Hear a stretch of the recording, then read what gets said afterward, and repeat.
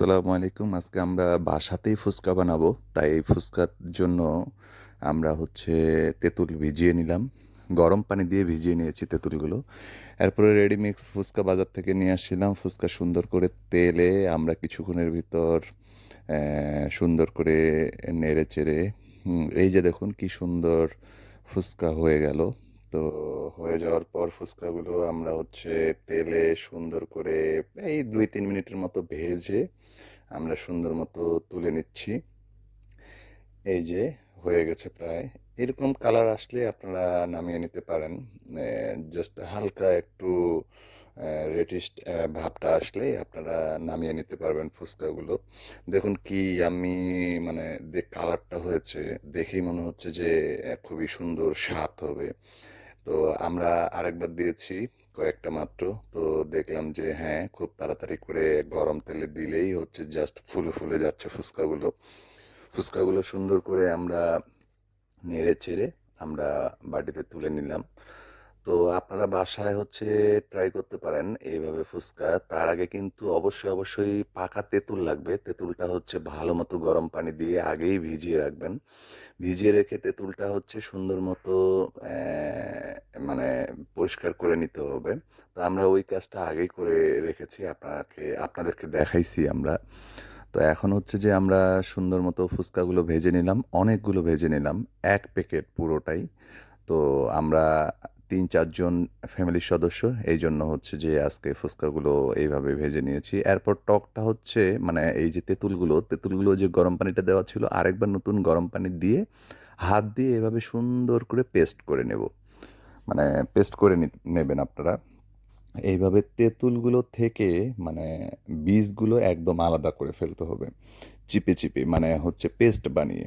আপনারা দেখতে পাচ্ছেন এই যে আমরা যে সুন্দর মতো যে তেঁতুলের টকটা বানিয়ে ফেললাম। আর বীজগুলো টোটাল আলাদা করে ফেলেছি। এখানে বিট লবণ মিশালাম। এরপর এটা মরিচ এবং চিনি দিয়ে একটা ব্লেন্ড করা ধনিয়া গুঁড়া দিলাম। তারপরে একটু চিনি দিলাম যেন টকটা বেশি না লাগে। তো চিনি মোটামুটি ৩ চামচ ৪ চামচের মতো দিছি এক বাটিতে। দেন লেবুর রস দিলাম। লেবু একটা না, অর্ধেকটা পুরোটাই আপনারা রস করে দিবেন। দিয়ে এইভাবে মিক্সড করবেন। তবে অবশ্যই, অবশ্যই শুকনা মরিচটা পুড়ে হালকা চিনি দিয়ে ওখানে যে আপনারা এটা বানিয়ে নিতে পারেন। হালকা আবার গরম পানি এড করে নিয়েছি আমরা। নিয়ে যে আমরা আবার নাড়াচাড়া করতেছি। এবং এখানে হালকা কাঁচা লবণও দিয়েছি আমরা। ওটা স্কিপ করতেও পারেন আপনারা। এরপর আমরা ফুচকার জন্য বিভিন্ন উপকরণ এখানে সাজিয়ে রেখেছি। যেমন এখানে আছে আপনারা দেখতে পাচ্তেছেন আলু সিদ্ধ, তারপরে শসা, পেঁয়াজ কুচি, তারপরে যে এটার বুটের ডাল, তারপরে বিট লবণ, তারপরে বিট লবণের সাথে ধনিয়া গুঁড়া, তারপরে একটু ইয়ে কি বলে এটাকে, ধনিয়া পাতা কুচি, একটা মরিচ কুচি সুন্দর করে।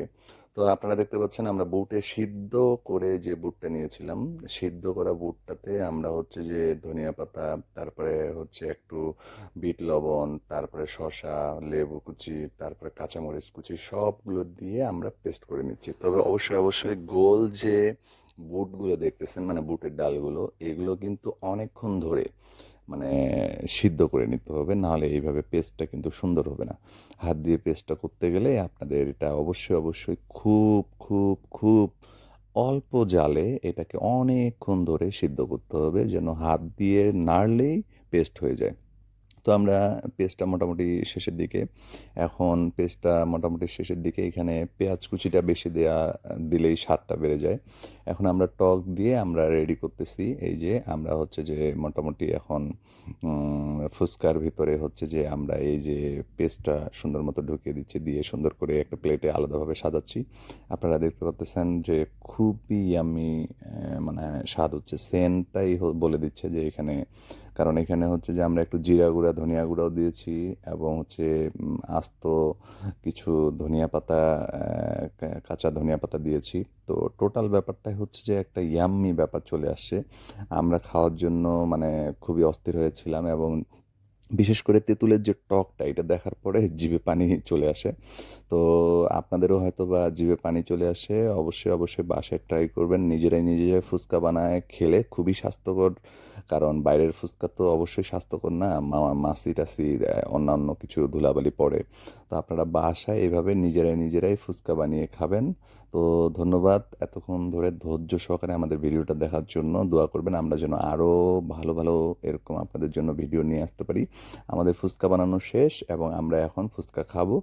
ধন্যবাদ সবাইকে। আসসালামু আলাইকুম। ভালো থাকবেন, সুস্থ থাকবেন। আমাদের জন্য দোয়া করবেন। তো কেমন হয়েছে কমেন্টে জানাবেন। ও আরেকটা বিষয়, এখানে হচ্ছে ফুচকার উপরে কিছু হচ্ছে শসা এবং পেঁয়াজ কুচি আমরা সুন্দর মতো দিয়ে দিচ্ছি এবং উপরে অবশ্যই, অবশ্যই লেবু, একদম কাঁচা লেবু স্লাইড করে, এই যে দেখেন কাঁচা লেবু হচ্ছে উপরে হালকা করে দিতে হবে, যেন একটু মানে এই ব্যাপারটা আসে, যে ইয়াম্মি ব্যাপারটা আসে। তো ধন্যবাদ সবাইকে। আসসালামু আলাইকুম। ভালো থাকবেন, দোয়া করবেন আমাদের জন্য। আসসালামু আলাইকুম।